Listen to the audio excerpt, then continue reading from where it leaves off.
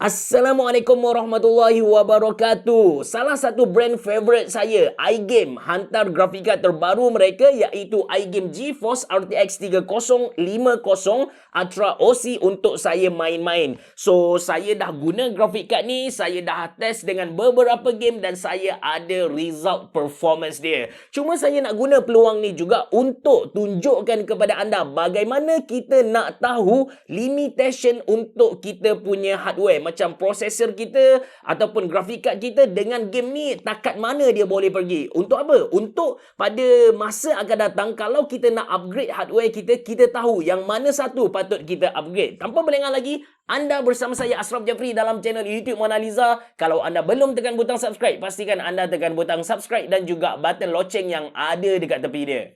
Jom!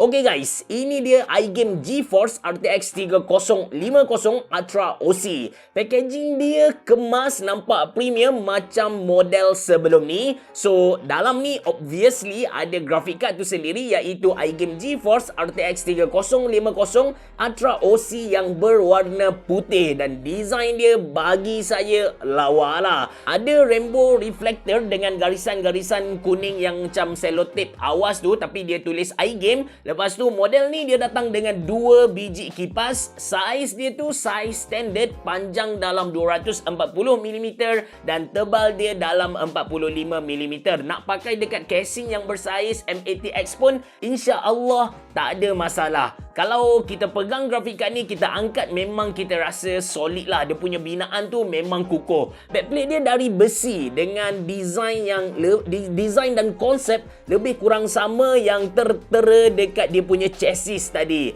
In terms of input-output connection pula, dekat belakang ni ada 3 DP, ada 1 HDMI, kemudian untuk dia punya power, dia perlukan 8 pin. So, kalau anda nak guna power supply 600 watt, insya-Allah tak ada masalah. Even kalau anda nak test dengan 500 watt pun saya rasa dia boleh hidup tapi saya tak recommend. Alright, ini graph gaming untuk iGame GeForce RTX 3050 Ultra OC. Semua game ni saya set dia ke ultra setting ataupun best setting. Lepas tu resolution dia Full HD. Spesifikasi penuh PC yang saya guna dalam video kali ini, prosesor saya guna Intel Core i5 11400, kemudian motherboard dari iGame sendiri iaitu iGame CVN B560i Gaming Frozen, kemudian RAM dari iGame CVN 16GB DDR4 3200MHz, lepas tu storage data Prospector 950 1TB,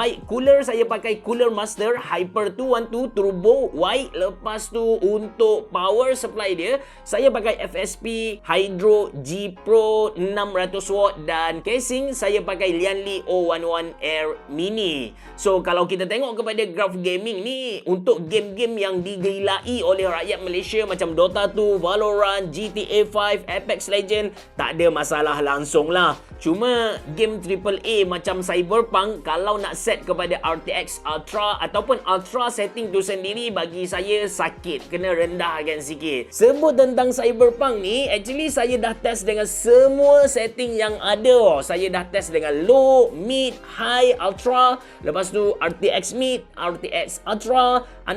Saya letak average FPS yang saya dapat dekat bawah tu supaya anda dapat nilai sendirilah. Cuma klip gameplay yang saya tunjuk kepada anda ni, belah kiri adalah low setting manakala belah kanan ialah RTX Ultra. Saya tunjuk dua klip gameplay ni supaya anda dapat tengok berapakah penggunaan prosesor dan juga graphic card untuk game Cyberpunk dengan setting tersebut lah. Kalau GPU ataupun CPU usage tu dia hit 100%, bermaksud yang dia dah guna semua kemampuan yang dia ada. Dia dah sampai limit dia lah. Untuk low setting, kita boleh nampak yang GPU usage tu jarang lah dia hit 8 hingga 100%. Ada tapi kadang-kadang biasanya dia main bawah dari 80%. Bermaksud yang kita masih boleh up dia punya grafik tu. Cyberpunk punya grafik setting tu dari low kita boleh naik naikkan dia ke mid ataupun high untuk kita guna dia punya GPU ni betul-betul. Sekarang kita tak optimize dia. But anda tengok CPU usage sakit walaupun ini ialah i5 11400, tapi anda tengok dia punya CPU usage tu memang sakit. Duk main sekitar 80%. Tapi okey lah, sebab sepanjang saya main ni, nanti anda boleh tengok klip gameplay pada akhir video nanti. Dia punya game tu saya boleh kata smooth, tak ada masalah. Walau bagaimanapun, bila kita tengok dekat RTX Ultra punya klip gameplay tu, tengok pada GPU usage, dia punya usage bermain sekitar 95% plus minus macam tu. So, ini menandakan yang GPU kita dah tak mampu nak handle game ni lah. Kita kena rendahkan grafik dia. Sama juga dengan CPU untuk Ultra RTX ni, anda boleh tengok CPU pun dah sampai dia punya limit dah. Sampai dia punya kemampuan tertinggi dah. So, untuk jaga kita punya hardware ni, better kita rendahkan dia punya grafik ke level yang lagi bawah. Sepanjang saya test Cyberpunk ni, yang paling saya recommend anda main ialah high setting. Kemudian, salah satu sebab terbesar yang anda kena beli iGame GeForce RTX 3050 Ultra OC berbanding dengan grafik card brand-brand lain adalah kerana dia punya thermal performance tu mantul gila. Bayangkan saya stress test guna Formark 100% load, lepas tu suhu maksimum dia hanya 61 darjah. Saya run dekat 2 jam stress test tu. Untuk game-game yang grafik demanding macam contoh Cyberpunk RTX Ultra setting, dia punya suhu nak cecah 60 darjah pun susah. Kalau game-game macam Dota 2, Apex Legend, yang Dota 2, Valorant, yang tu tak payah cerita lah. 50 darjah pun susah bosku. Basically itu sahaja tentang iGame GeForce RTX 3050 Ultra OC. Kalau anda tanya saya beli ataupun tidak, in case anda sedang cari sebuah RTX 3050 punya graphic card, kalau anda tanya saya beli ataupun tidak, jawapan saya definitely beli. Bayangkan anda akan dapat sebuah grafik card yang berwarna putih, which is agak rare untuk waktu sekarang. Kemudian design dia cantik dengan rainbow reflector, dia punya backplate pun well built, lepas tu build quality dia pun mantap, gaming best, yang penting thermal performance dia mantap. Tapi dalam banyak-banyak ni kan, ya ada yang lagi penting harga dia. Harga dia dengan semua yang dia offer kepada kita, satu package lengkap ni hanya RM1,799 Malaysia. Anda boleh survey dekat market kita, cari sebuah graphic card yang build quality semantap iGame ni yang harga bawah dari RM1,800 Malaysia, anda tak akan jumpa. Kalau anda cek brand-brand besar, anda akan jumpa pada harga lebih dari RM2,000 Malaysia lah. Dan in case anda nak set up satu PC gaming menggunakan graphic card ni, anda tertanya-tanya adakah perlu untuk anda beli i5? Kalau anda just guna gaming Dota 2, Valorant, Apex Legend, ataupun maybe anda nak main God of War, sebenarnya Ryzen 3 ataupun Intel Core i3 dah pun memadai. Kalau anda ada duit, anda nak go for yang lagi hebat, of course anda boleh beli i5, even anda boleh beli Ryzen 9 lah. Itu saja dari saya. Lepas ni saya akan tunjuk kepada anda klip gameplay untuk game-game yang saya sudah main, untuk anda nilai sendiri performance dia macam mana. Terima kasih kerana menonton. Assalamualaikum warahmatullahi wabarakatuh. Bereboh. Jumpa lagi.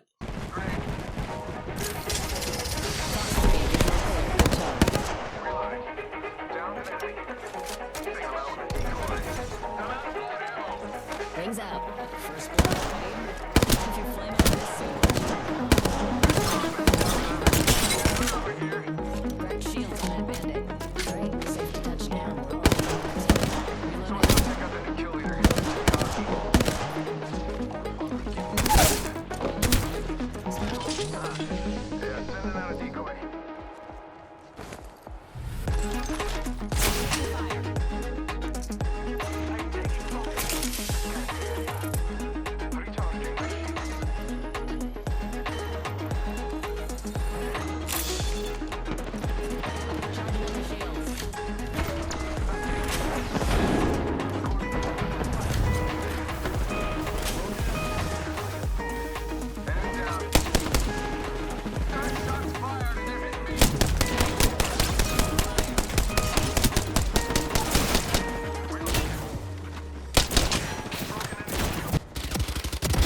Captain killed.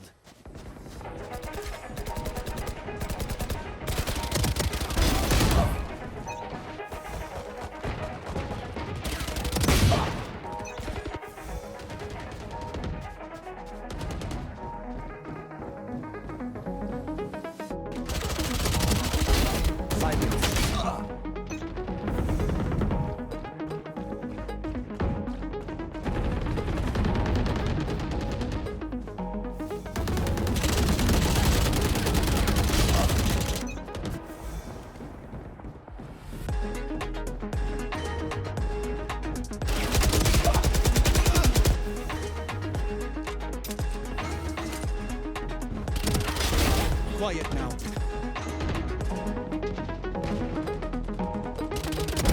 Enemy down.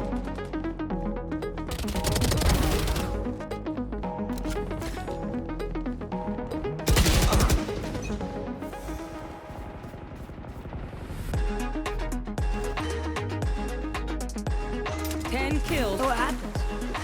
They wager on a race between them. The hare is too confident of victory and foolish, while the tortoise is steady and disciplined. The tortoise wins. You haven't told a lot of stories, have you?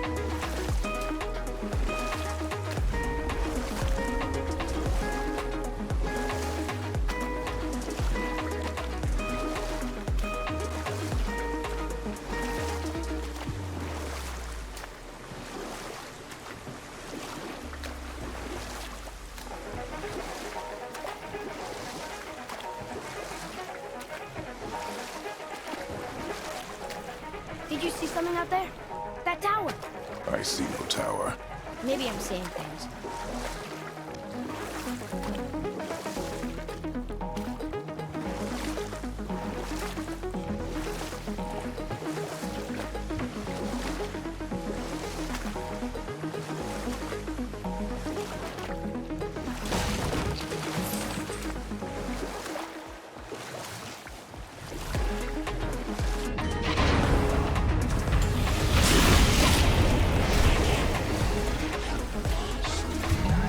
Your top tower is under attack.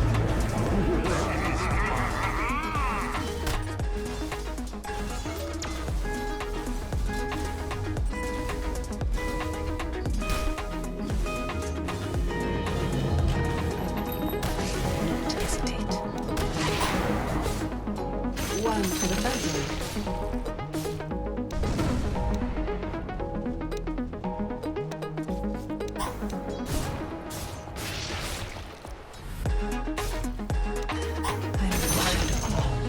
I'm in here all according to plan. Your middle tower is under attack. I'll slip through their guard. The enemy's top tower is falling. Moving quickly.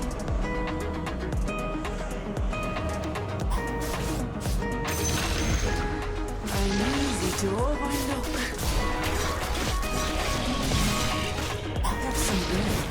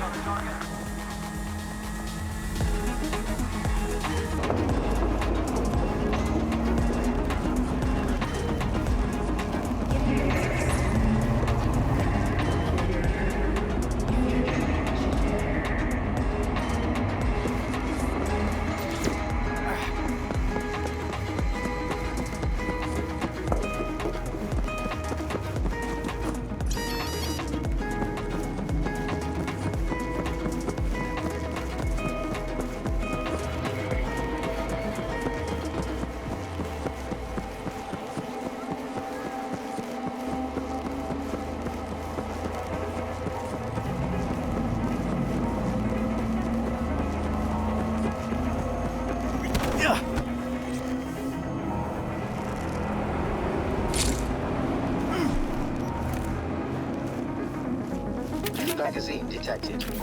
Message to user. Thanks, Chewie.